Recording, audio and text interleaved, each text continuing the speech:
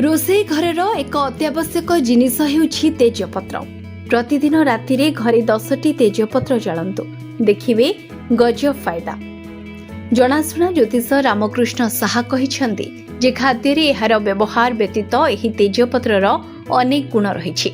उदासीनता, चिंता किंबा कोनोसी मानसिक चापरु मुक्ति पाइबा पई एही तेजपत्र को पुराना कालरू व्यवहार करा जाय आसुछि। एक हांडी रे 5 किंबा 7टी तेजपत्र नियो एवं से तेजपत्रर धुआं को समग्र घर रे विस्तार कर। केवल जीवाणु नहंती, कोठर रे थिबा नकारात्मक शक्ति मध्य तेजपत्रर धुआं रो बाहर करा जाय परिबो।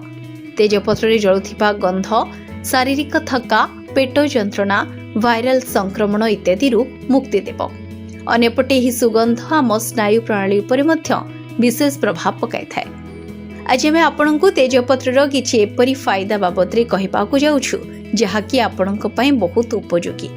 यह भितरे बहुत किछि औषधीय तत्व रही थाए। आपण माने तो जानिथिबे भारत को मसलार गंता घर कहा जाए। एपरि कोनोसी भारतीय नथिबे जे माने मसलार व्यवहार करू नथिबे। एहा छडा यार व्यवहार आयुर्वेदिक औषध रूप में मध्य करा जाय थाए। खाद्य रे तेजपत्र पकाइले खाद्यर सुगंध बढ़ी थाए। खाद्य तैयारी करिबारे तेजपत्र को प्रयोग करा जाए, जहाँ फल रे खाद्यर स्वाद सह तार सुगंध बहुत बढ़ी जाय थाए। Bureau report, RCN Odia.